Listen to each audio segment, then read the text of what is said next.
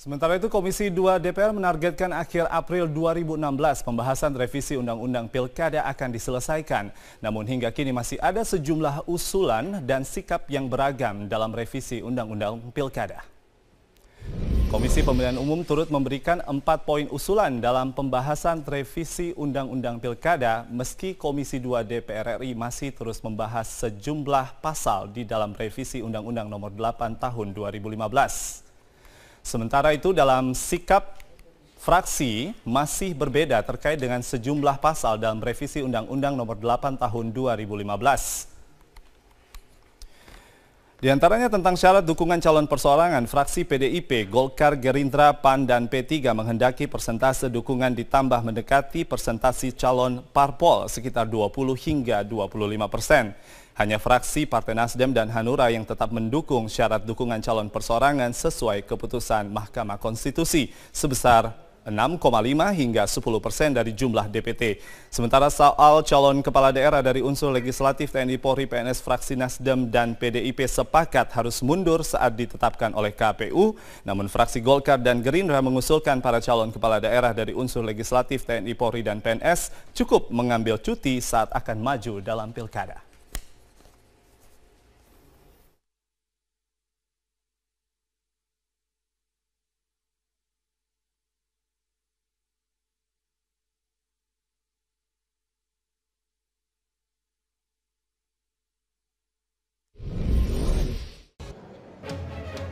Ya, kembali di Prime Time. Saya ingin lanjutkan perbincangan. Saya ingin ke Mas Hanta. Mas Hanta, sudah sepakat teman-teman bersama pemerintah tadi rapat panja hari ini untuk TNI, Polri, PNS, BUMN, BUMD harus mundur. Tapi tidak untuk DPR, Mas Hanta. Ya, kalau TNI Polri clear ya, saya pikir itu sudah jelas, tidak boleh, tidak diperbolehkan. Itu poin penting dan tidak perlu diperdebatkan lagi. Nah, di DPR ini memang kalau kita menjadikan ukurannya ada undang-undang TNI, ada undang-undang Polri, kemudian ada undang ASN seperti Pak Lukman katakan, iya, tetapi juga sebenarnya ada basis sebelumnya itu MK sudah membuat aturan. Meskipun ya bisa ini dibuat, kalau kemudian ini diuji materi lagi kemudian dibatalkan lagi buat apa?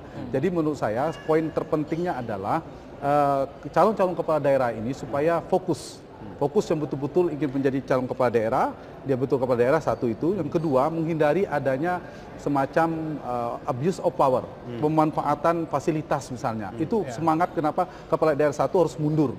Nah, kalau semuanya dibuat aturan mundur, menurut saya itu ada positifnya. Meskipun nanti ada alasan, meskipun ini masih asumsi, mengapa kemarin peminat peserta kepala daerah sedikit katanya karena aturan begitu tadi itu. Belum tentu juga bisa jadi karena calon independen dipersulit juga bisa jadi. Jadi faktor itu tidak. Nah, saya pada posisi meskipun tidak diatur oleh Undang-Undang MD3, tetapi alangkah baiknya saya posisi pada DPR ketika mau maju ke eksekutif, ini ke eksekutif meskipun di daerah, maka harus mengundurkan diri.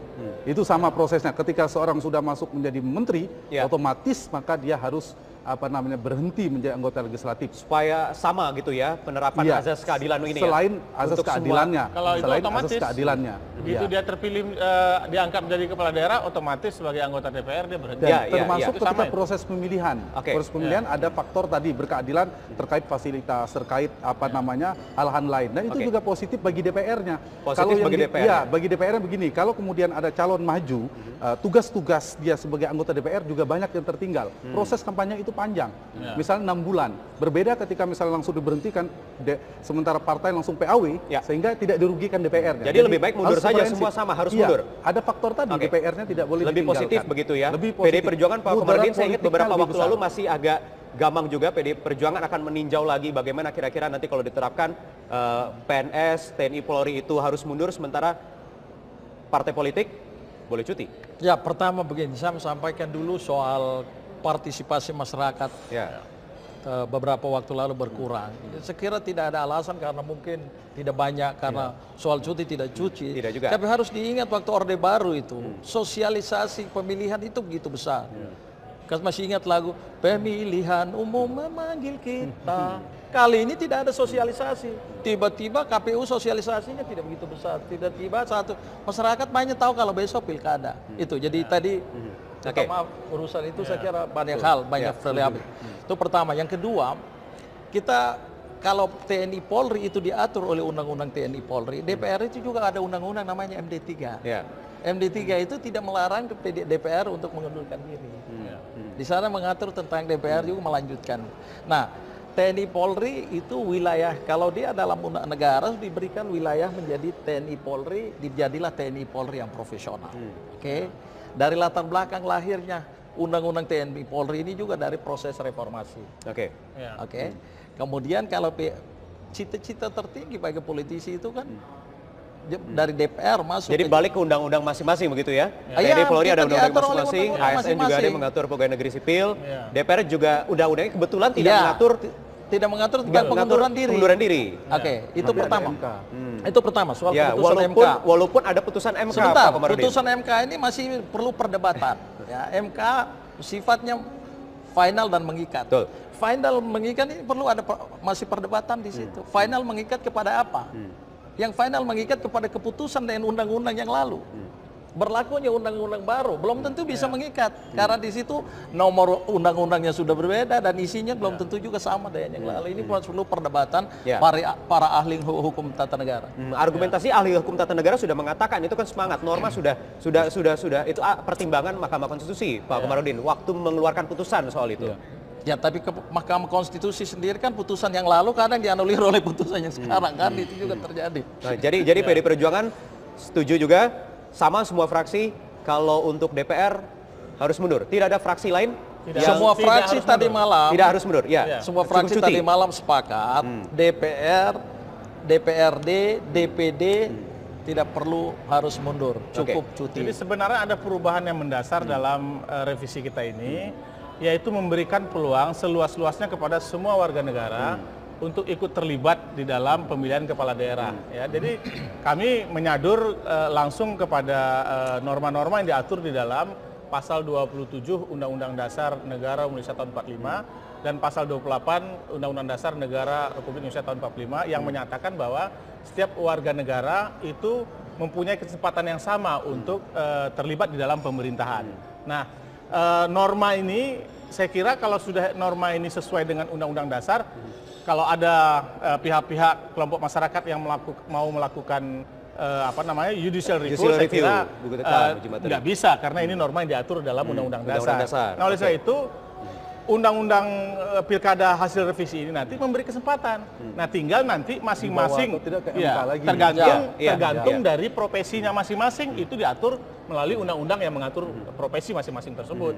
Gitu. Oke, Mas Hanta, ada dampaknya seperti ini kira-kira nanti secara politik? Iya. Dan bagaimana masyarakat kira-kira melihatnya? Ini ada saya perbedaan kalau antara misalnya mundur semua, inklusif untuk rekan-rekan di DPR sementara TNI Polri dan PNS. Itu satu poin. Poin yang kedua, agar semua calon itu diperlakukan sama.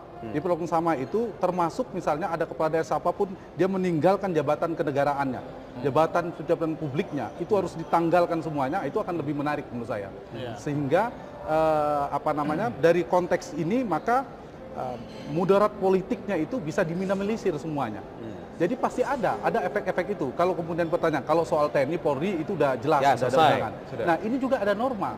Kalau misalnya meskipun diperbolehkan, saya paham itu, kemudian bisa diajukan, tapi kan DPR punya pertimbangan juga bahwa ini pernah kemudian dilakukan oleh MK. Pertanyaannya apakah MK akan mengeluarkan keputusan yang berbeda nanti setelah ini? Menurut saya ada kemungkinan nanti dibatalkan juga. Nah, regulasi yang dibuat oleh DPR itu selain memiliki tujuan target tentang kuantitas sesuai prolegnas, tapi juga soal kualitas. Soal kualitas itu jangan sampai nanti ada ukuran kan setiap tahun diukur, salah satunya banyak undang-undang yang diproduksi oleh DPR kemudian dibatalkan oleh MK. Nah, ini yang juga menurut saya harus dipertimbangkan faktor ini. Jadi satu pertimbangan dan masih ada satu isu lagi, ini soal syarat dukungan. Kita masih ada satu segmen. Soal MK memang kita sudah jaga sekarang. Kita menjelang pembahasan dengan pemerintah ini kita lakukan konsultasi dengan Mahkamah secara formal dengan Mahkamah. Oke, baik, kita tinggalkan satu poin itu, masih ada satu poin lagi. Apa sebenarnya kira-kira substansi keputusan kemarin? Bapak masih ada satu poin lagi, ini soal syarat dukungan. Nanti akan kami lanjutkan usai jeda berikut ini di Prime Time. Ke pimpinan Panja dulu, Mas Lukman. Perkembangannya bagaimana kalau ramai 1-2 hari terakhir ini? Ini Komisi 2 nampaknya ngotot begitu untuk melawan putusan MK yang sudah mengharuskan anggota Dewan, TNI, Polri, PNS, pegawai BUMN, BUMD untuk mundur, tapi ini diusulkan hanya cukup cuti saja.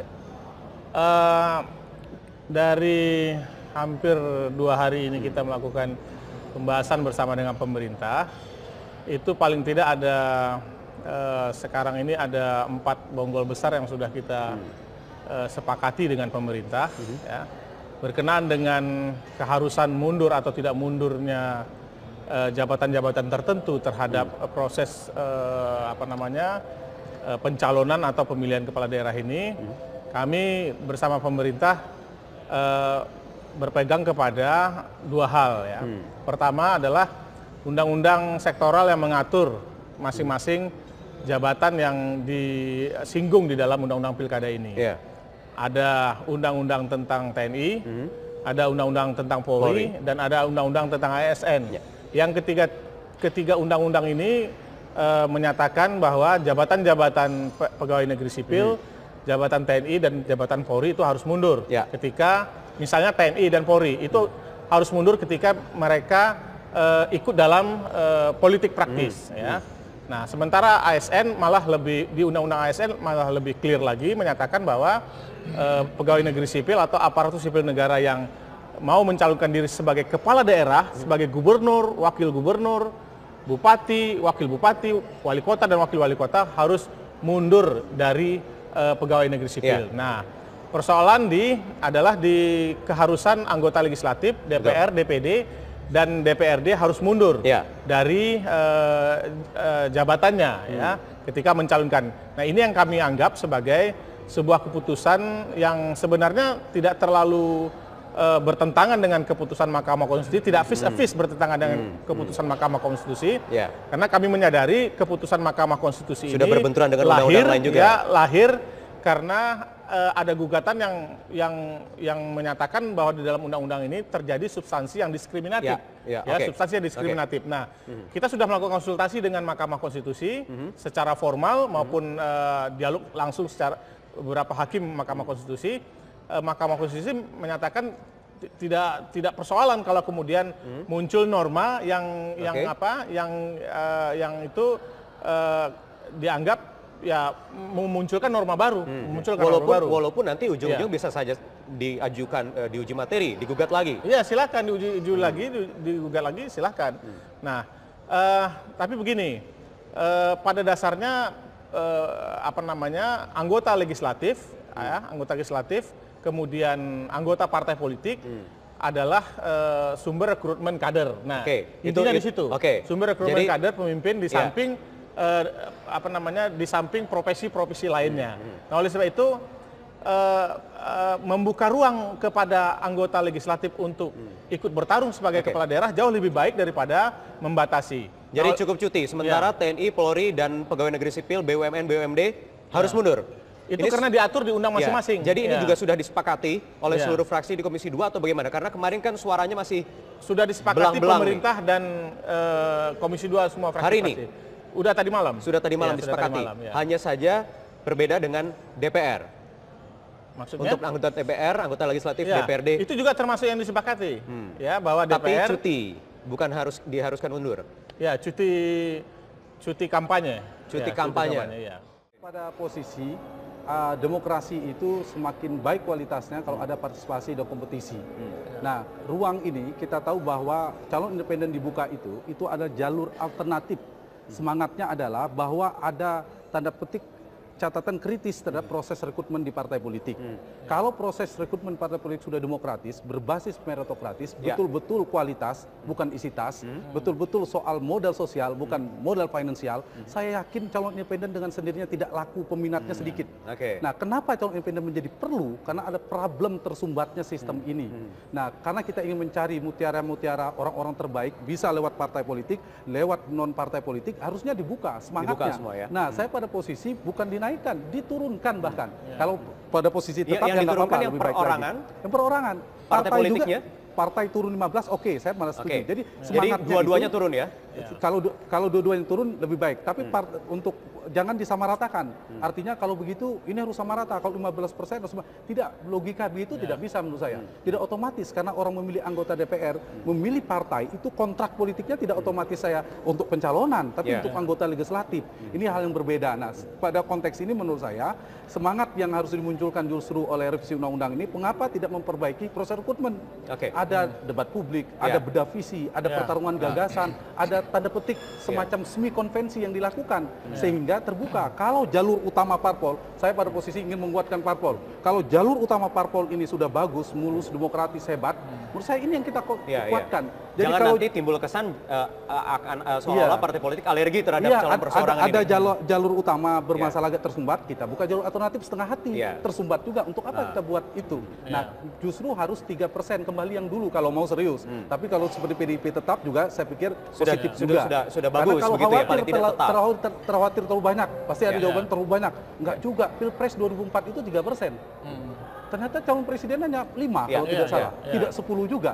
Jadi nggak otomatis kualitas demokrasi itu partisipasi. Ditentukan kalau perlu ada aturan lagi soal uji publik dan lain sebagainya. Itu poin terpentingnya. Diatur masing-masing fraksi dari fraksi PD Perjuangan setuju yang mana nih?